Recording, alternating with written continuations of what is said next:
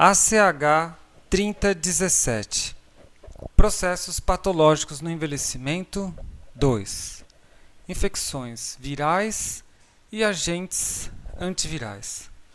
Os objetivos dessa aula são compreender o ciclo de vida viral, o ciclo de vida dos vírus nas células do hospedeiro, conhecer células-alvo, características, modos de transmissão e o mecanismo de ação de alguns fármacos contra o vírus da imunossuficiência humana, o HIV, o vírus da influenza, que causa gripe, e o vírus da varicela zoster, também conhecido como vírus da herpes zoster. Essas imagens são estruturas possíveis para alguns vírus. Então aqui você vê a estrutura do vírus mosaico do tabaco, que infecta folhas de tabaco, adenovírus, que infecta seres humanos, influenza, que causa gripe, e um bacteriófago, que infecta bactéria. Então isso aqui é o que geralmente você vê nos livros de ensino médio. Então esses são os vírus clássicos de bactéria. Já os vírus que infectam os humanos são diferentes. Essas imagens que você vê aqui em preto e branco são imagens de microscopia eletrônica. Então eu não consigo ver um vírus no microscópio óptico. Eu tenho que usar um microscópio eletrônico. E isso é mais complicado do que a visualização de uma célula de um fungo, por exemplo, de uma bactéria. Bom, nessas estruturas, você pode observar que há diferenças nas formas, né? Então, por exemplo, o vírus do mosaico do tabaco, ele tem essa estrutura helicoidal. O vírus do adenovírus, ele tem uma estrutura icosaédrica, é um poliedro de 20 faces. Já o vírus da influenza, ele é um vírus de formato circular, mais ou menos esférico, né? E o bacteriófago, ele é complexo. Ele tem a estrutura do capsídeo icosaédrico e tem essas outras estruturas que também são importantes para sua propagação em bactéria. Destaco aqui uma estrutura chamada capsídeo. Capsídeo é o envoltório constituído de proteína que protege o material genético do vírus, aquilo que o vírus gostaria de replicar. Então aqui dentro está o material genético do bacteriófago, aqui dentro dessa estrutura roxa tem o material genético do influenza, aqui em azul tem o material genético do adenovírus, e as bolinhas verdes que formam essas faces planas são proteínas do capsídeo, e aqui em roxo destaco essas proteínas em organização helicoidal que protegem o material genético do vírus mosaico do tabaco. Então, aqui no vírus esférico da influenza tem uma outra coisa que é específico desse vírus aqui e de outros que atacam células humanas, que é uma membrana. Essa membrana é chamada de envelope e essas estruturas em roxo associadas à membrana são glicoproteínas do envelope que são utilizadas para invadir a célula do hospedeiro. E aqui eu destaco os ácidos nucleicos. Então aqui você consegue ver os ácidos nucleicos do RNA, e aqui no caso o ácido nucleico do vírus do mosaico tabaco e do adenovírus. O ácido nucleico aqui do bacteriófago está escondido. Foi estudando o bacteriófago, conseguiu entender a maior parte do mecanismo, do ciclo de vida de todos os outros vírus. O bacteriófago é um vírus específico de bactéria. E o vírus mosaico do tabaco é um vírus específico de planta. Então os vírus estão espalhados em todos os domínios da natureza. O tamanho dessas partículas é ultramicroscópico. Então a gente está falando na escala de nanômetros, 10 a menos 9 metros, 100 nanômetros, né? Então é impossível ver com esse microscópio óptico, você tem que ter um microscópio eletrônico que usa um feixe de elétrons para visualizar isso. E o que você vê, na verdade, é indireto, né? Então o que você está vendo aqui é um contraste do vírus, né? Não é tão direto assim. Você coloca uma coisa que dá contraste e você consegue ver ele, porque os elétrons não passam nessa coisa que dá o contraste. O ciclo de vida viral. Isso aqui é uma representação clássica de um vírus que contém envelope. Então você tem a membrana externa, que está aqui em bege, com essa estrutura azul, que é a glicoproteína de membrana. Por dentro eu tenho essa estrutura aqui em bolinhas verdes, que são as proteínas do capsídeo, e dentro do capsídeo eu tenho material genético que está indicado em vermelho e alaranjado. Como que o vírus infecta uma célula alvo? Bom, existem várias fases. O primeiro fenômeno se chama adsorção. Cuidado, não é absorção, não é a palavra absorver, é adsorver. Adsorver é a palavra usada para fenômenos de superfície. Então, a adsorção viral, ela é quando a glicoproteína de membrana se associa ao que nós chamamos de receptor viral, essa proteína laranja na qual ele está associado. E isso permite que o vírus ele fique firme. Na aula de microbiota a gente viu, né? Então tem a associação fraca com muco e a associação forte por adesinas em bactérias. Os fungos também têm suas adesinas e os vírus têm as glicoproteínas de membrana que têm o mesmo papel das adesinas, conceitualmente falando. Uma vez que o receptor viral se associa à glicoproteína de membrana, então o vírus ele está com condições de entrar na célula. Então aqui é o citossol, isso que você vê aqui é o contorno, a membrana celular da célula, e o vírus ele sofre endocitose. Então o que acontece aqui? Essa membrana externa, que é a membrana do hospedeiro, ela vai envolver a membrana do envelope. Então agora eu tenho a membrana do hospedeiro envolvendo o envelope viral. Você vê aqui que as proteínas elas estão todas apontando para dentro, né? Elas apontavam para fora, mas como englobou o vírus, estão apontando para dentro, e todas as glicoproteínas do hospedeiro estão associadas todos os receptores virais do hospedeiro estão associados à glicoproteína viral, formando o que nós chamamos de endossomo. Esse fenômeno de endocitose é importante, o vírus conseguiu entrar, mas isso criou um complicador. Ele tinha que vencer a barreira do capsídeo e a barreira do envelope. Agora ele tem uma terceira barreira, que é a barreira da membrana do endossomo. O que ele faz? Ele vai fundir as duas membranas. Como o que ele tem é uma membrana que também é membrana, ele tem proteínas que permitem a fusão das membranas e expõe o capsídeo com material genético. E isso é chamado de fusão, essa é a fase. Em seguida, as proteínas do capsídeo elas são sensíveis ao pH intracelular e elas se desmontam, não vai ter mais aquela estrutura icosaédrica. Ao desmontar, eu liberto o material genético na célula do hospedeiro. Esse fenômeno é chamado desnudamento. Em seguida, o vírus está pronto para se replicar. Ele pode pegar e fazer cópias de seu material genético, ou o seu material genético ele pode ser lido pelos ribossomos, afinal de contas isso aqui é um RNA, né? No caso de vírus de RNA, né? Ele é um RNA, então eu posso pegar esse RNA, traduzir ele no ribossomo e eu sintetizo proteínas virais. Então aqui você vê no retículo RE, o retículo endoplasmático, né? Você vê que eu já estou sintetizando aqui as glicoproteínas membranas do vírus. Em seguida, essas glicoproteínas do envelope, elas são transportadas para o Golgi e do Golgi elas se fundem na membrana do hospedeiro. Observe, ele está usando o hospedeiro para produzir todos os componentes que ele precisa para replicar. Então ele já conseguiu um aqui, que é replicar o material genético. Aqui, depois do transporte e fusão, ele conseguiu expressar na superfície da membrana do hospedeiro a sua glicoproteína de membrana. Então o envelope, a membrana do envelope viral, na verdade é a própria célula do hospedeiro que ele usou para se replicar. Em seguida, ele sintetiza as proteínas do capsídeo que vão proteger esse material genético. Ocorre a montagem, então o capsídeo ele se associa e protege o material genético. Esse material genético ele pressiona a membrana e ocorre o brotamento e eu tenho a formação de um novo vírus.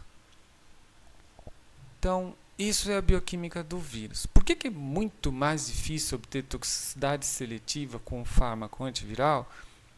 Bom, a bactéria existiam algumas estruturas, né, nós vimos, que são diferentes do hospedeiro.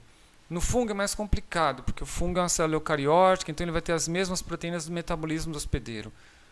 Mas o vírus é o próprio hospedeiro, né? Então essa partícula aqui a gente chama de vírion. E o vírus, na verdade, é isso daqui.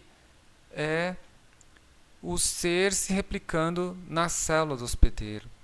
Então o vírus ele usa todas as suas moléculas do hospedeiro. Claro que existem proteínas próprias do vírus. E é essa que vão ser utilizadas para obter a toxicidade seletiva. Mas ainda assim, há efeitos que podem ser adversos. Então esse é o ciclo de vida viral. E aqui você vê nessa imagem por microscopia eletrônica o brotamento do HIV. Então logo depois de sua montagem, o HIV está sendo brotado aqui. O que você consegue ver daqui? Essa parte mais escura seria o capsídeo, que protege o material genético. E em volta o envelope e esses picos aqui, essas protuberâncias, são as proteínas do envelope. Então você consegue ver tudo isso nessa imagem por microscopia eletrônica, ele é muito pequeno. Por que o HIV é importante? Bom, HIV é um vírus que ele tem trazido muito problema para os estratos etários mais idosos. Se você olhar aqui no boletim epidemiológico HIV/AIDS 2020, que você pode obter nesse site, você vai ver como que está o progresso da infecção do HIV ao longo dos estratos etários. Eu vou me concentrar no estrato etário de 60 anos ou mais. Então, pessoas com 60 anos ou mais. Então, aqui é a taxa de detecção por 100 mil habitantes. Então, são pessoas que foram lá na OBS e isso foi catalogado. Então, foi detectado com teste. E você vê aqui de 2002 para 2019. Eu não tenho o histórico todo, mas é óbvio, né, que isso partiu de um zero lá atrás, quando não se conhecia o vírus. Mas aqui você consegue ver uma coisa interessante.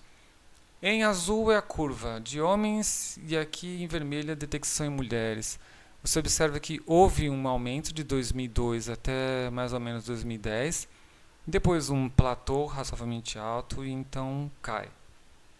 Então agora as mulheres estão aqui nesse platô e tomara que nos próximos anos a gente consiga fazer isso cair. Então são 6 em cada 100 mil habitantes, onde é detectado. Nos homens é a mesma coisa, você vê que está crescendo. Então você vê que teve um crescimento aqui. Esse crescimento aparentemente atingiu um platô e aqui parece cair. Eu não sei, é meio difícil dizer, né? Se você tirar uma média desses 3 pontos, parece que esse platô está estável aqui. Mas nos homens a frequência de detecção de HIV por 100 mil habitantes é maior, é na casa de 13, né, enquanto das mulheres está na casa de 6. Então isso mostra que, nos últimos anos, HIV tem se tornado uma infecção importante em idosos. O HIV. HIV ele é um vírus envelopado cujas células-alvo são os linfócitos T e CD4+. Então nós vimos aí em ACH 3016 como funciona o sistema imune. Os linfócitos T e CD4+, são aqueles que orquestram a resposta de produção de anticorpos. É exatamente esse o alvo dele. Então, se ele mata essas células, você não tem como orquestrar a sua resposta imune. Quais são os estágios da doença? Então, tem vários estágios. Primeiro tem o estágio agudo, que lembra muito um quadro gripal, e isso ocorre aproximadamente após uma semana de infecção. Depois uma fase assintomática, um período de latência, onde o vírus ele não se expressa, ele vai ficar em algum lugar aí, nós vamos ver onde que ele vai estar, e inativo, né? Mas enfim, aguardando algum evento. E essa latência pode durar anos, pode durar uma década, ou um pouco mais que isso. E depois vem a fase sintomática, que após essa década, aí sim, as células TCD4 vão ser alvo e vão morrer. Então ocorre imunodepressão e pode surgir outros sintomas como febre, diarreia, perda de peso, infecções oportunistas, porque se eu não orquestro a resposta imune, a pessoa ela fica suscetível a qualquer outra infecção por bactéria ou por vírus, e isso tudo caracteriza a AIDS, né, que é a Síndrome da Imunossuficiência Adquirida. Transmissão sexual sanguínea no curso da gravidez, durante ou após o parto e no leite materno. Então, além da transmissão sexual sanguínea, se houver HIV durante a gravidez, você tem que fazer uma cirurgia específica para dar à luz a criança e fazer o tratamento com os fármacos adequados, e ela não poderá amamentar com sua mãe. O ciclo de vida do HIV. Bom, o ciclo de vida do HIV é muito parecido ao ciclo de vida viral que nós vimos. Então, esse aqui é o vírion do HIV. Então, tem o envelope. Aqui está a membrana do envelope em vermelho. Aqui, em laranja, eu tenho a glicoproteína de envelope. São duas. GP41, que forma a base, GP120, que está aqui para fora. O capsídeo está destacado em azul, as proteínas em azul. Dentro, eu tenho o RNA em vermelho, material genético. E essas duas esferas verdes é a enzima transcriptase reversa. Bom, como que ocorre a infecção ciclo de vida? Primeiro, a adsorção, então ele se associa, a glicoproteína de envelope viral se liga à proteína CD4, que é aquele correceptor que as células T CD4+, têm para poder interagir com o MHC do tipo 2, né, complexo MHC do tipo 2. E então isso é ruim, porque eu não torno isso disponível, por exemplo, para ativação macrofágica. Além desse receptor, o HIV precisa de um outro correceptor, uma outra proteína chamada receptor de quimiocina CCR5. Essas duas proteínas, elas vão permitir que ocorra fusão. Veja que a fusão ela é imediata, não é necessário endocitose no HIV. Então ele já se funde, a membrana do vírus se funde à membrana do hospedeiro, e ele liberta o capsídeo. As proteínas do capsídeo se dissociam e libertam o material genético. Esse material genético é RNA. RNA é uma molécula muito frágil. Então, o que ocorre? O vírus ele converte o RNA em DNA usando a enzima transcriptase reversa. Então, está aqui. A gente chama de o cDNA, né? Ou DNA viral complementar. Né? E esse DNA ele pode integrar no genoma. O que é isso? Eu posso abrir o DNA em um ponto do cromossomo e integrar o DNA do HIV. É isso que constitui a fase de latência, quando o vírus pode ficar aí por mais de uma década. Quem faz isso é uma proteína viral chamada integrase. Depois, uma outra proteína chamada TAT, ela, depois desse período de latência, ela pode transcrever o RNA, porque está escrito aqui a minha mensagem, e eu tenho várias cópias de RNA virais que serão lidos pelos ribossomos para produzir as proteínas de capsídeo e as proteínas do envelope. Ocorrerá a montagem, como a gente viu, e em seguida o vírus ele passa por uma fase de brotamento, seguida de uma fase de maturação. E aí ele está pronto para infectar uma nova célula. Então essas fases todas aqui são as fases onde você tem para trabalhar com fármacos para impedir a disseminação do vírus. Quais são os fármacos? Então aqui você tem a representação do ciclo viral, né? A fusão do CR5, CXR4 com CD4, aqui está o vírus, e aí todas as outras fases, né? A entrada, a transcrição reversa, a integração, aqui está a enzima integrase que integra no genoma, a produção do RNA viral, a produção das glicoproteínas de envelope, do capsídeo e a polimerase, que é a enzima que faz replicar o RNA viral.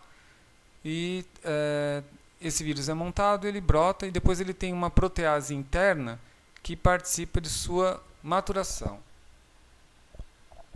E aí o vírus maduro pode infectar. Bom, como funcionam os fármacos? O primeiro fármaco aqui são inibidores de entrada. Então eles vão impedir essa associação. Tem um clássico chamado Fusion, que é vendido pela Pfizer. Né? Então ele impede essa associação e o vírus não consegue entrar.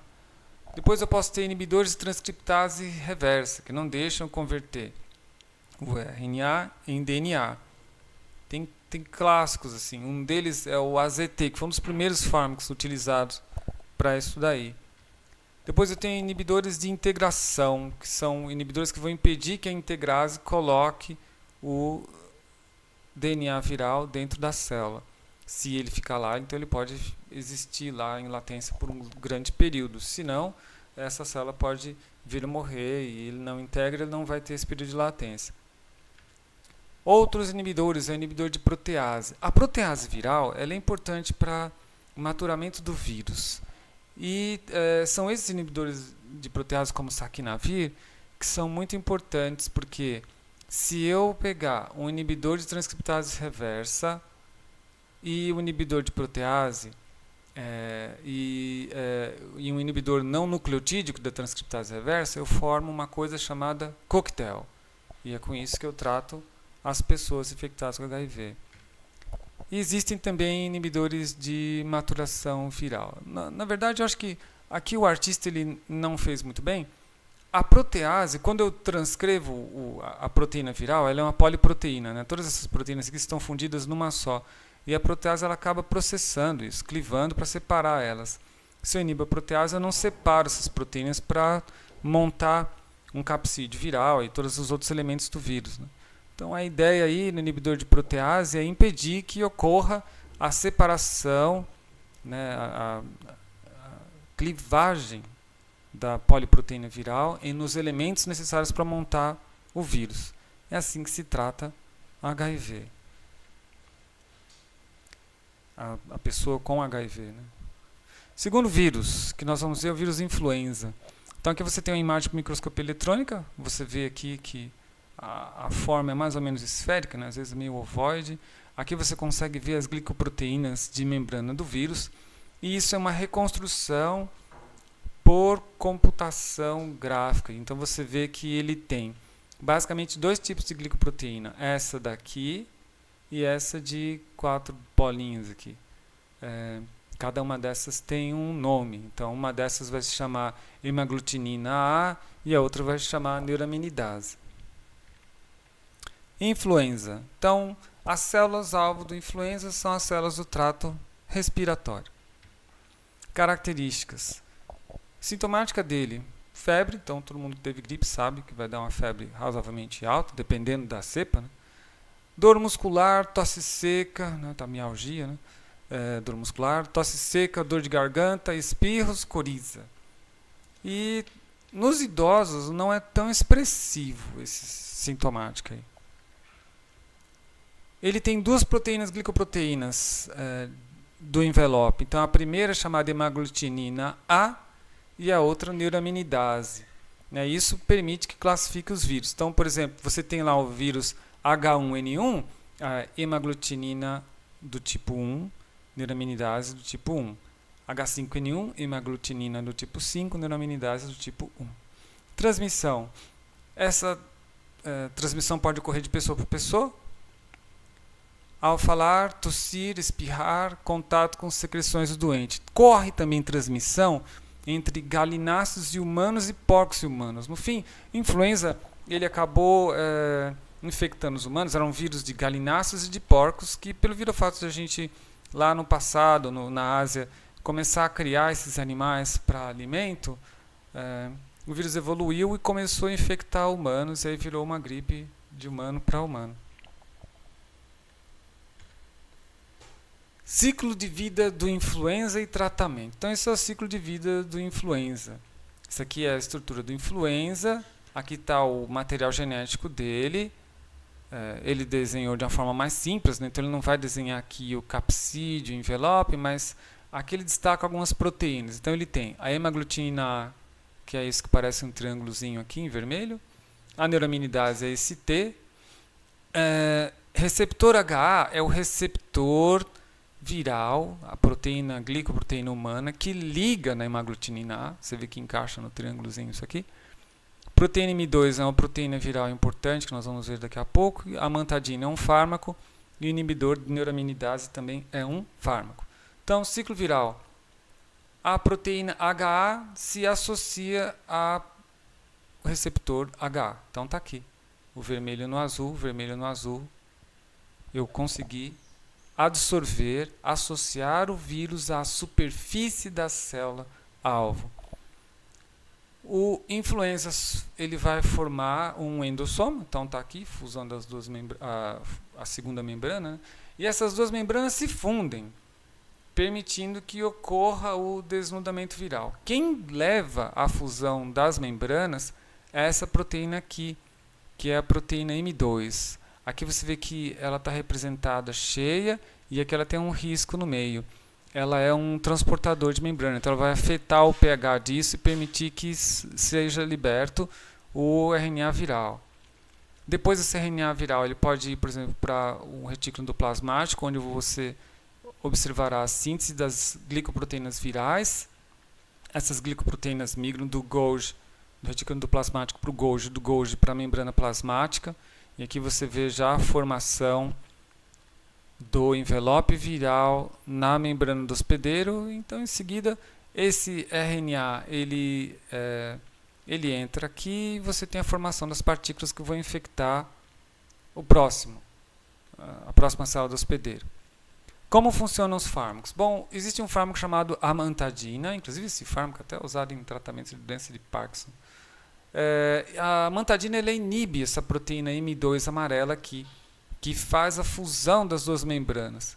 Então, a amantadina está em volta disso daqui, né? Você vê que a amantadina é esse verdinho, né? Então, o verde está em volta do alaranjado. Então, eu impeço o desnudamento, o vírus não vai fazer nada. A amantadina não é o seu fármaco de escolha, e a China, infelizmente, usou indiscriminadamente isso para tratar a gripe dos próprios galináceos e surgiram influenza com resistência. Outro ponto importante de combate é esse daqui. Logo após o brotamento, então você deve imaginar que o vírus, ou ele brota rápido demais e se distancia da célula, ou se ele brotar e estiver na vizinhança da célula, ora, esse envelope dele contém a proteína HA, então ele vai se associar de novo. Então, ele brota, mas não sai. Porque ele, por expressar HA, ele acaba se associando de novo a uma célula e ficaria retido aqui na superfície da membrana. Então, o que o vírus desenvolveu? Ao longo da evolução, ele criou a proteína neuraminidase, que cliva o resíduo de ácido siálico dessa proteína. Então, cliva isso daqui e solta o vírus. Mas se eu tenho um fármaco, no caso que é esse verde claro, o inibidor de neuraminidase, eu consigo englobar a neuraminidase e impedir sua função. E aí o que acontece? Os vírus eles vão ficar associados à membrana do hospedeiro e, mais importante, associados uns aos outros. Isso daqui é alvo fácil dos macrófagos. Então, um exemplo de fármaco como esse é o Tamiflu. Então, o Tamiflu é um fármaco usado no tratamento de influenza, que tem uma relevância importante aí. Como que a influenza causa pandemias? Então, no caso, a gripe espanhola foi uma pandemia de influenza. Como ele pode causar essas pandemias? Existem dois mecanismos de evolução da influenza e esses mecanismos também valem para a Covid-19. Então, isso aí é uma coisa que você pode também trabalhar dessa forma. Um deles se chama deriva antigênica. Então, o que acontece? Aqui está o vírus ele vai interagir com o seu receptor viral, mas o hospedeiro produziu anticorpos, e aí ele não consegue mais infectar o vírus. Mas pode ocorrer uma mutação, que é a tal da deriva antigênica, e a proteína, a glicoproteína viral, mudou, e agora ele interage de novo no hospedeiro e os anticorpos do hospedeiro não servem mais. Então isso explica, por exemplo, a variante P1 do Covid.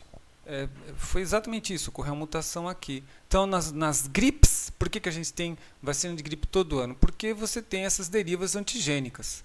A influenza é o vírus que causa gripe. Eu tenho a mutação, ele é um vírus de RNA, RNA é uma molécula que é bastante mutagênica, e aí eu consigo alterar o tempo todo a glicoproteína e eu sou obrigado a criar uma vacina contra essa nova glicoproteína de membrana HA. O tempo todo na procura da nova vacina. Aqui ele indica o que aconteceu. Então tem os ácidos nucleicos do vírus e aqui você vê que está em azul a mutação. Essa mutação foi exatamente em alguns aminoácidos da glicoproteína. A outra forma do influenza evoluir, que a gente ainda não viu na Covid, mas talvez veja, é essa daqui, o deslocamento antigênico, que é a recombinação das fitas do RNA viral. Então, por exemplo, eu tenho uma pessoa que ela cuida de galináceos, ela trabalha numa granja, ou ela cuida de suínos, trabalha numa fazenda de suínos. Então, o que acontece? Isso aqui é a célula humana. A célula humana, ou a célula suína, ela vai ser infectada simultaneamente pelo vírus da influenza humana e o vírus da influenza suína. Aqui dentro, na hora de montar o vírus, tanto faz para o vírus, o que ele quer ter é as cópias de RNA. E aí, acidentalmente, eu tenho combinação de algumas fitas desse influenza com esse outro influenza, criando um novo influenza. Isso é chamado de deslocamento antigênico. Esse deslocamento antigênico, ele produz os vírus mais fortes. Um exemplo disso é aquela gripe do porco lá que iniciou no México. E isso talvez ocorra com Covid. Então, por exemplo, na Dinamarca, eu acho, eles criam as doninhas, né? Então, as doninhas elas são animais que permitem o desenvolvimento de coronavírus. Então, é possível que as pessoas infectadas que cuidaram desses animais, elas permitiram que surgissem novas variantes, ou permitam isso no futuro. Assim como pessoas que trabalham com morcegos ou pangolins, enfim, animais onde sabidamente o coronavírus é residente. Então, isso ocorre na influenza, pode ocorrer no Covid, o deslocamento antigênico. Então, os mecanismos de evolução são mutação na própria fita de um dado vírus, deriva antigênica, e isso muta a proteína que interage com o receptor viral, muta a glicoproteína do envelope, ou recombinação das fitas do material genético, criando um vírus muito mais forte, chamado deslocamento antigênico. Terceiro vírus que nós vamos falar é o vírus da herpes zoster. Então você vê aqui nessa imagem por microscopia eletrônica que ele é um vírus de envelope. Aqui você vê destacadamente o envelope e algumas espículas, né? As glicoproteínas de membrana. Vírus da herpes zoster, varicela zoster, VVZ, catapora, herpes zoster. Catapora já é uma coisa que chama a sua atenção. Bom, quais são as células-alvo? Nervos periféricos e gânglios nervosos. Então ele vai interagir com neurônios. Essas são as células que ele infecta, neurônios. Características. Em geral, isso é muito. A herpes zoster é muito parecido. Ele é um herpes. Então ele é muito parecido com essa herpes labial, herpes genital, é igual. Né? Mas eu estou falando do zoster porque ele é um tipo de herpes específico que causa doença em idosos. Então, qual é a sintomática? A primeira pessoa vai ter os sintomas prodrômicos, que é prurido, que é uma leve coceira, cefaleia, febre, mal-estar. E esse prurido, às vezes, é na forma de como se a pessoa estivesse experimentando algo espetando o dermato, algo espetando a pele, agulhadinhas.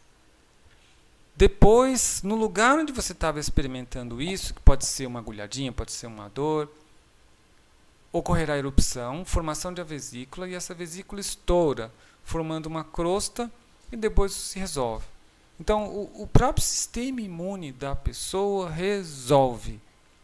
Ele é uma doença que o próprio indivíduo ele resolve isso daí. E é evidente que para ele ter surgido, para você resolver, é aquela história lá do equilíbrio entre a virulência do patógeno e a resposta imunológica do hospedeiro.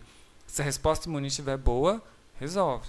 Então é necessário ter bastante autocuidado para manter o sistema imune bem. Nomenclatura. Então, o vírus que causa herpes zoster é o vírus da catapora. Então, se você teve catapora, potencialmente você pode ter herpes zoster. Então, ele é chamado de vírus da catapora, vírus da varicela, vírus zoster, ou o nome mais técnico, né? Herpes vírus humanos tipo 3, HHV3. Então, no fim das contas, a doença herpes zoster, que é causada pelo vírus herpes zoster, ela é uma reativação da catapora que você teve na infância. E ocorre em 25% das pessoas, que é uma taxa razoavelmente alta. É mais comum em pessoas com imunidade reduzida. Então, quais são as pessoas com imunidade reduzida? Então, idosos, porque os idosos têm imunossenescência, ou seja, o sistema imune vai ficando cada vez mais debilitado com a idade. E outras pessoas, como pacientes com linfoma, pessoas recebendo quimioterapia oncológica, para tratamento oncológico, ou esteroides que suprimem a resposta imune, como dexametasona, ou pessoas com HIV, que são pessoas imunossuprimidas. E aí você tem mais ou menos uma frequência disso. Após os 50 anos, a frequência de 2 a 3 pessoas em 1000 por ano.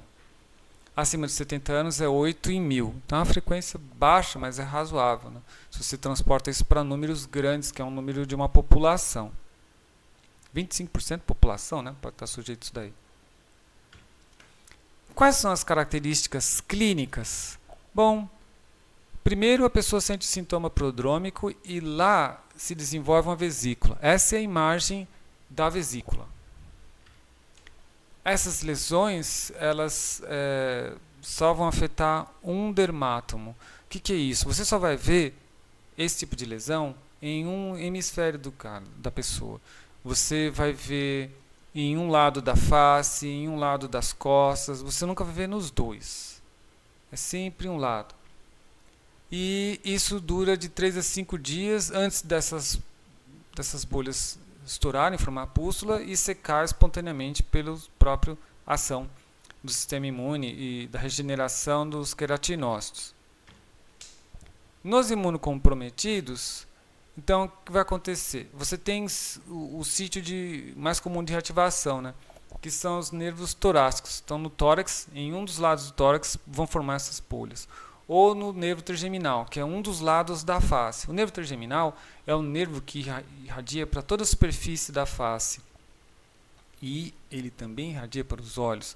Então, tem que ter muito cuidado, porque se ocorre infecção no olho, a pessoa pode perder a visão, porque isso ataca todas as estruturas dos olhos. Existem algumas complicações que são mais raras, né, como encefalite, então a pessoa vai ter muita dor no encéfalo, mielite, que é a inflamação da medula espinhal, retinite, hemiparesia, que é aquela coisa que, como ele afeta um lado, ele vai, por atacar os neurônios, causar paralisia em metade nessa região, né, nesse lado do corpo onde ele se desenvolveu. De onde vem e por que ele dói? Essa é uma representação de uma face, aqui você vê o nervo trigêmeo. O nervo trigêmeo se irradia por toda a face. Isso aqui destaca uma erupção de um herpes labial. Então, o que eu vou explicar para você, que isso também vale para o herpes zoster, é que o herpes, ele infecta a pele em qualquer região aqui e ele progride pelos nervos, pelos neurônios, onde ele vai se armazenar e ficar lá em latência por um grande período. Como eu sei, como eu tenho evidência de que é assim? Bom, os neurônios eles formam caminhos lineares, como você vê. Olha a apresentação dessas pústulas. Eu tenho, isso aqui forma um caminho mais ou menos linear, né? Uma linha aqui, uma linha aqui, uma linha aqui, outra aqui, que é exatamente o caminho do nervo facial. É extremamente linear. Aqui você vê que é característico, ó, que é um nervo só. Essa é a primeira evidência. Aqui você vê nessa pessoa também, aqui você vê que é mais linear, é bastante linear a distribuição das pústulas. E isso dói. Por que dói? Dói porque ele ataca o neurônio. Então, como que ele faz? Isso daqui é uma célula epitelial, seja uma célula do lábio, seja uma célula do tórax, seja uma célula da face. Então, o herpes zoster, se você tem contato com algum objeto contaminado, ou com uma pessoa que tem a doença, a varicela lá no passado, isso entra em contato com a pele e ele invade a célula. Lá ele vai sofrer o desnudamento e replicar seu material genético.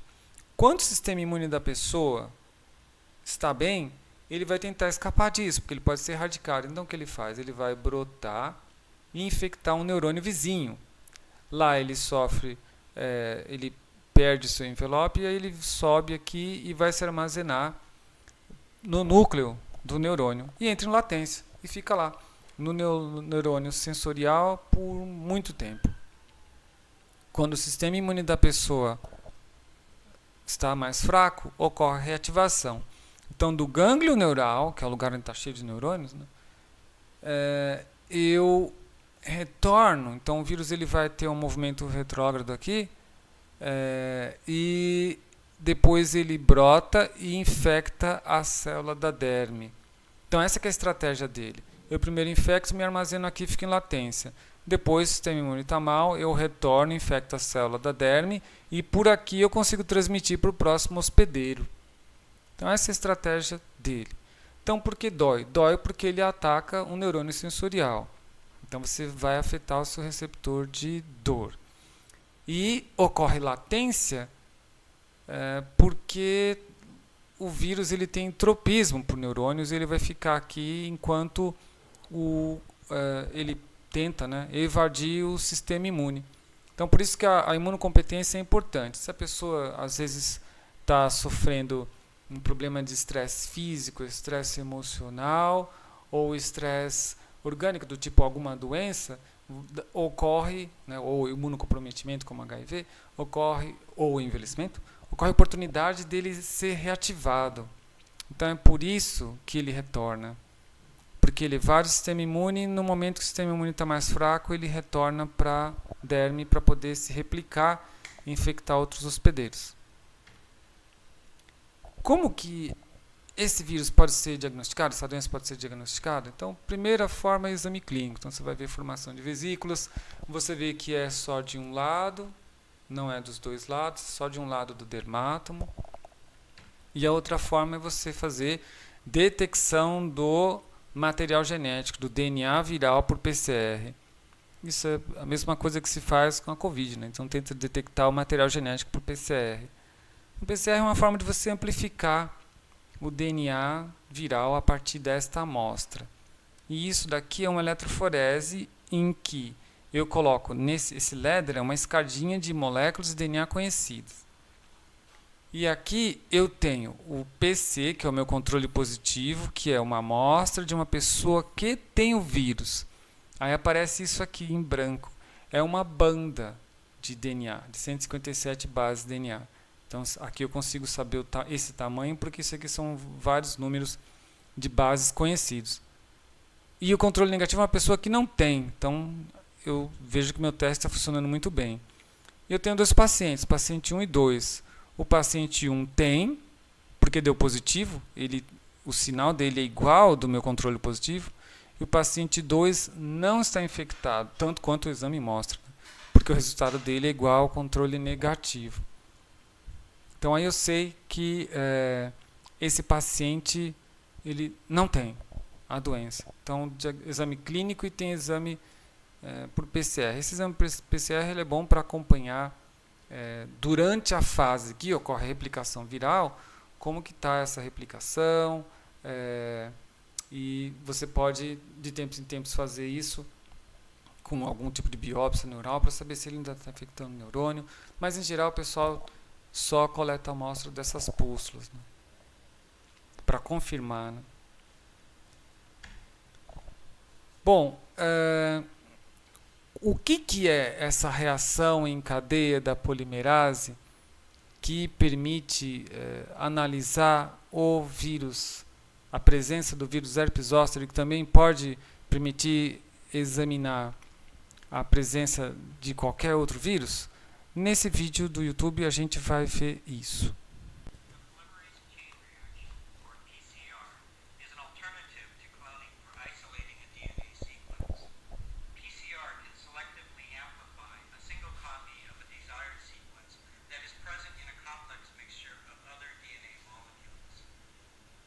Então esse é um assunto importante aqui. Ele diz que a partir de uma amostra de DNA eu posso amplificar uma cópia única desse DNA. Então, eu posso detectar quantidades muito pequenas.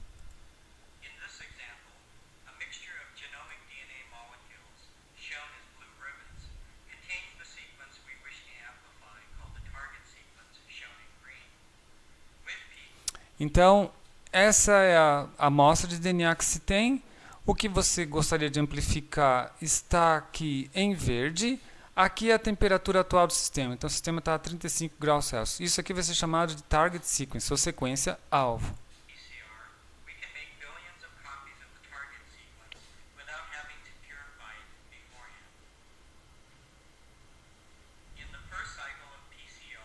Então, agora começa a PCR, o primeiro ciclo. Então ele vai aquecer para separar as fitas. O termômetro aqui está 95.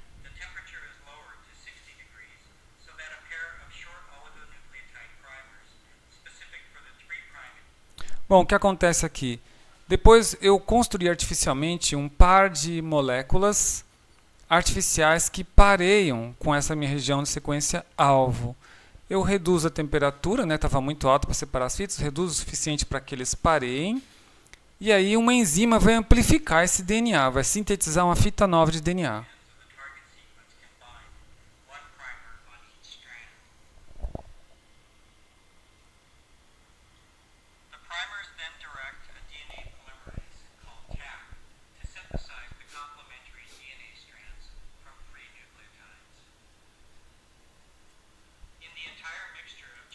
Então, em minha mistura eu terei a enzima, os primers, DNA molde e nucleotídeos livres. Esses nucleotídeos livres a enzima vai usar, a TAC, para polimerizar a nova fita.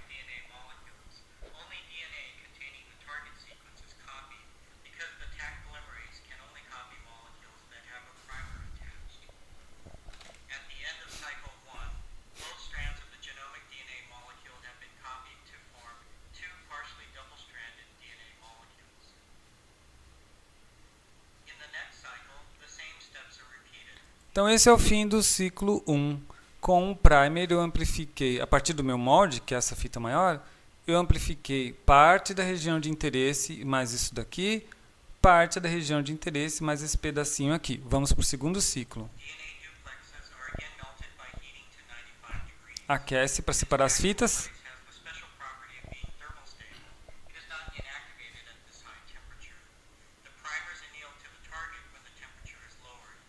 Os primers pareiam e a enzima polimeriza.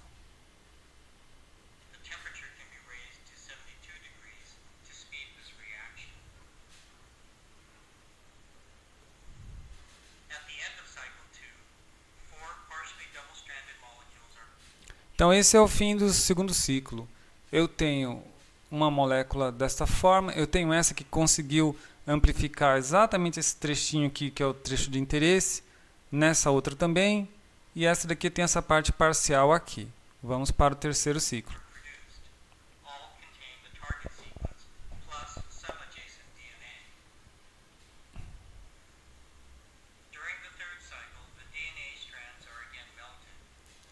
Então, de novo, separa as fitas por calor, os primers pareiam,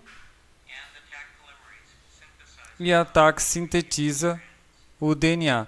Agora, é importante que você veja que isso, eu tenho pela primeira vez a molécula que contém apenas minha região-alvo. Eu tenho duas delas, esta e essa.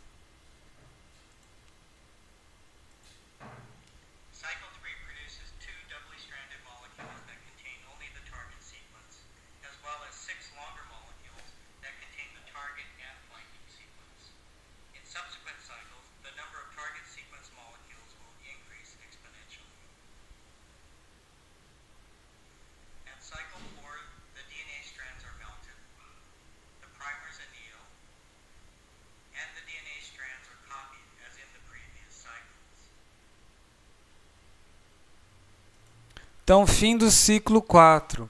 Aquelas duas moléculas geraram outras duas, então aqui eu tenho 4. E desse conjunto aqui eu tenho mais 1, 2, 3, 4 novas moléculas da sequência alvo. As outras são moléculas maiores.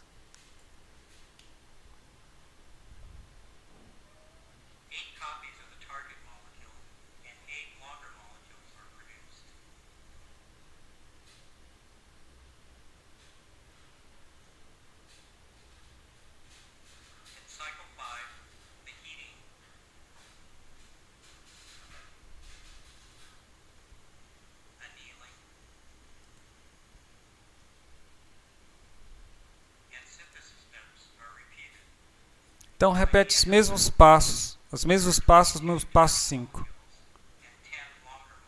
E aí, o que você está vendo é que já no passo 5, a quantidade de moléculas-alvo é muito grande, bem maior do que as moléculas mais longas.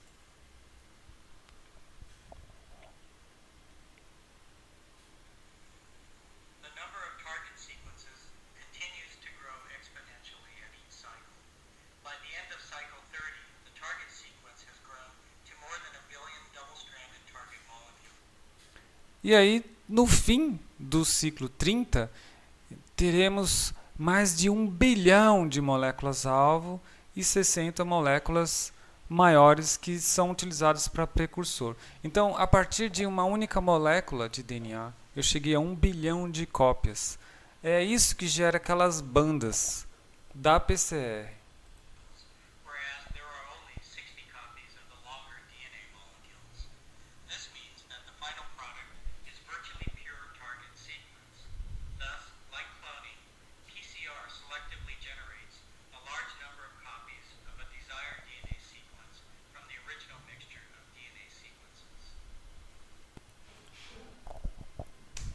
Quão séria é a herpes zoster?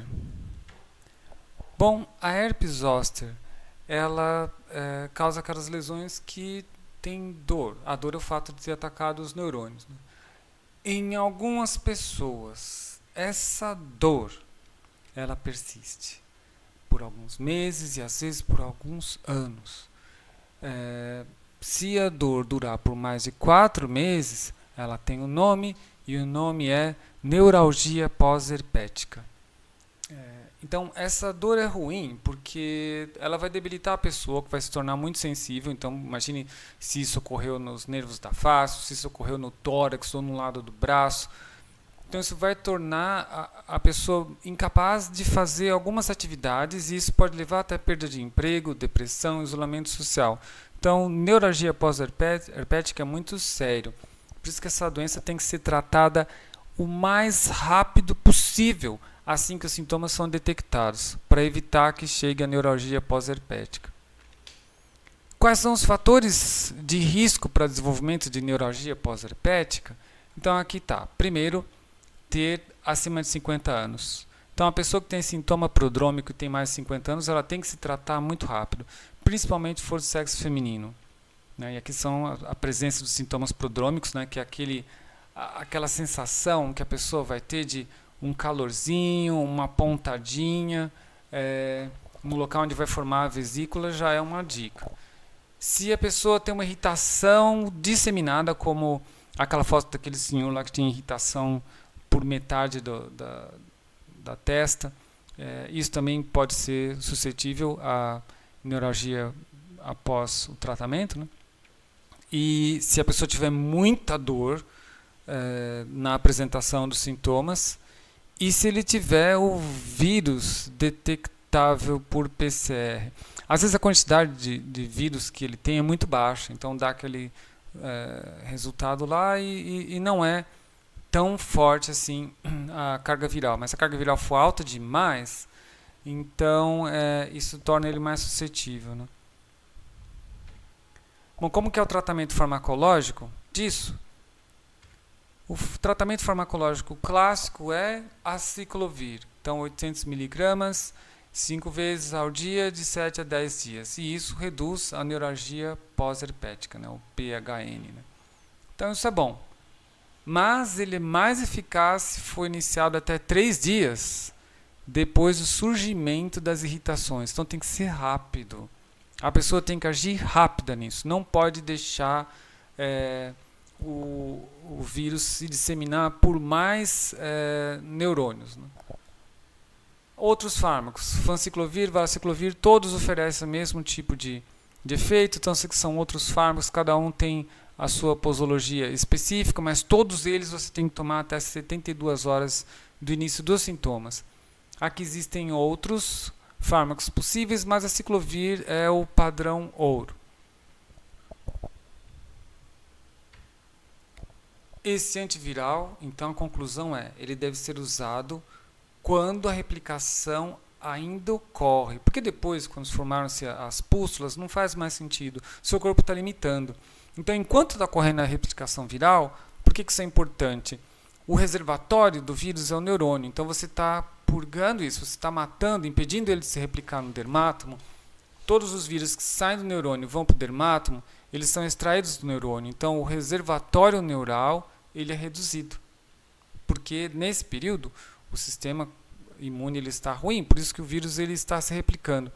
Então você auxilia a depuração desse vírus com o fármaco. E tem pessoas que têm que tomar esse fármaco por vários anos para depurar ele completamente.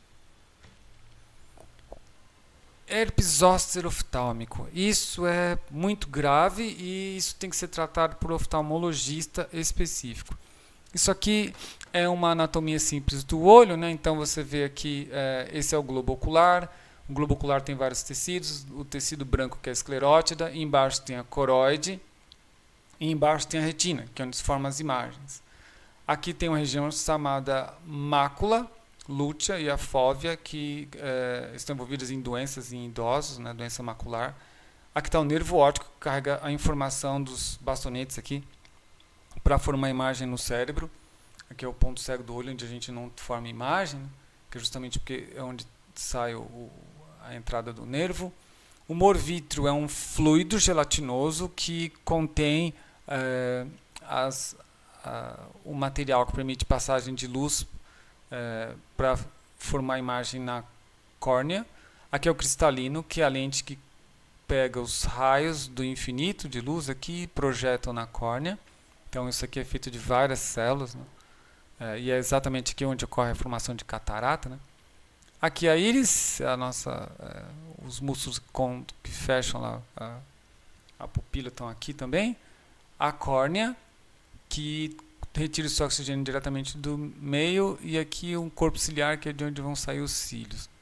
Bom, quais são as complicações da herpes zoster oftálmica? Então, primeiro você vai ter conjuntivite, episclerite e esclerite. Então, a esclerótida ela vai inflamar. Também pode ocorrer queratinite e iridocilite. Então, a íris ela vai inflamar. A coroide também, né, essa parte aqui que está entre a esclerótida e a retina, pode inflamar também. Pode ocorrer uma espécie de bloqueio oculomotor, porque ele vai atacar os neurônios. Então, esses neurônios eles carregam a acetilcolina necessária para a contração que permite o movimento dos músculos dos olhos, né, direcionar o olho para onde você quer enxergar. Pode ocorrer retinite se o vírus também infectar a retina, e atrofia do nervo óptico. Então isso é muito sério.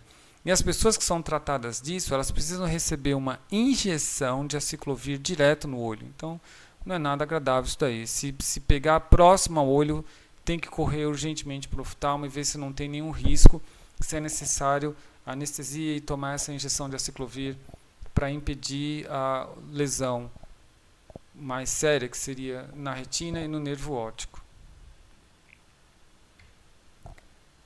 O que é esse aciclovir, que é o fármaco tratado padrão ouro? Aciclovir é um análogo de desoxiguanosina. Então essa é a desoxiguanosina. Lembra que para formar o DNA precisa de adenina, timina, citosina e guanina? Desoxiguanosina é o G. Desoxiguanosina, ela é fosforilada por quinases celulares, são proteínas que adicionam fosfato aqui, na região 5' da molécula. E eu tenho trifosfato de guanosina, que é usado para a síntese de DNA pela DNA polimerase celular. Nas células infectadas pelo vírus da herpes zoster, nós tentamos tratar elas com aciclovir. Você vê que ele é um análogo de guanosina. Ele está faltando essa parte de baixo aqui, né? Não tem esse OH aqui.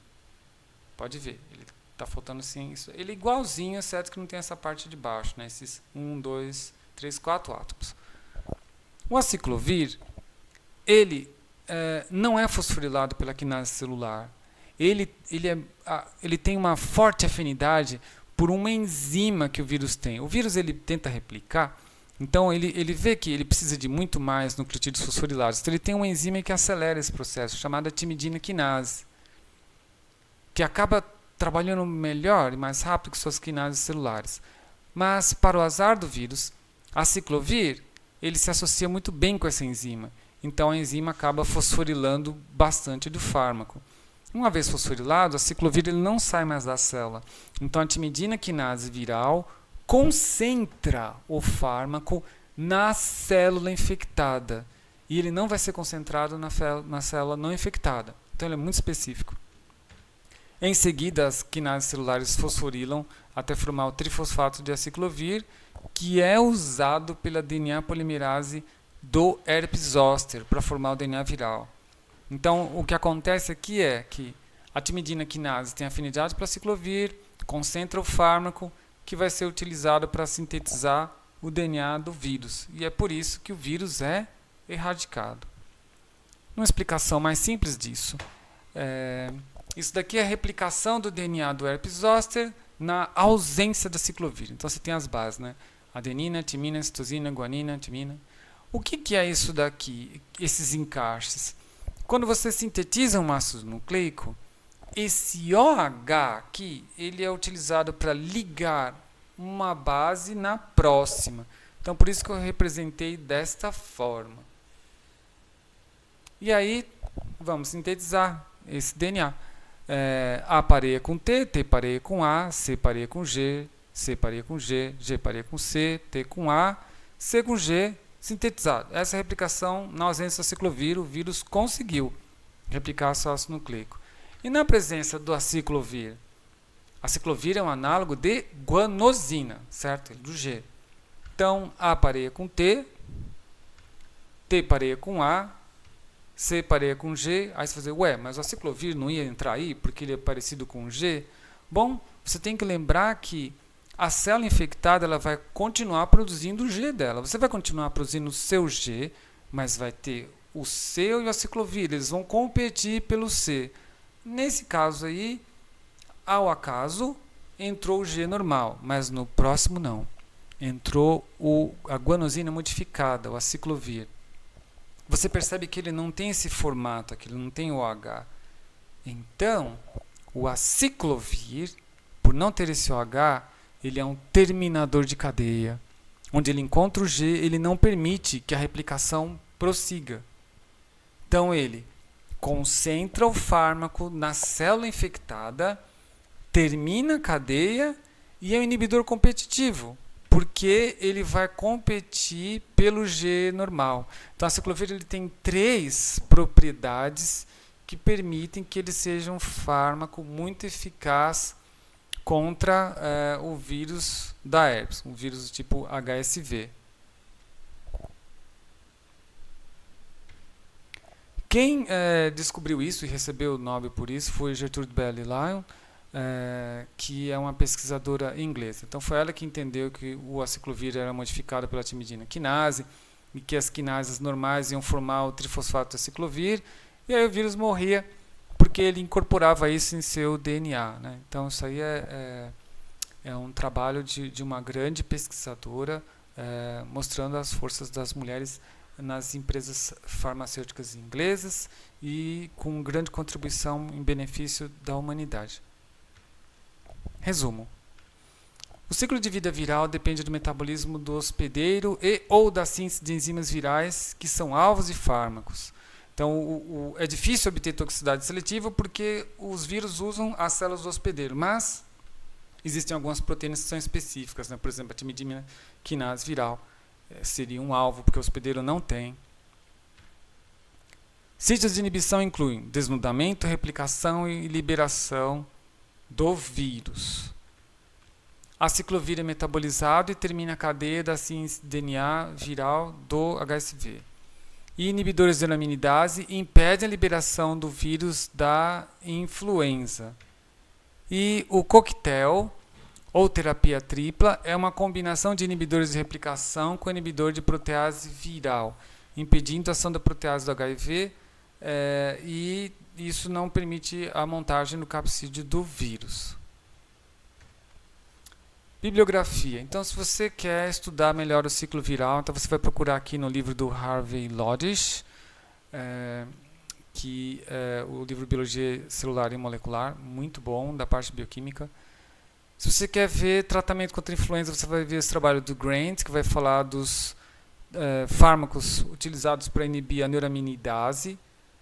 E se você quer conhecer alguma coisa da herpes zoster, mecanismo e tratamento, você vai ler esse trabalho aqui do Jeffrey Cohen.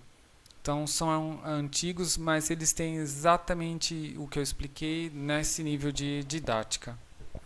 Concluo assim a aula de infecções virais e agentes antivirais.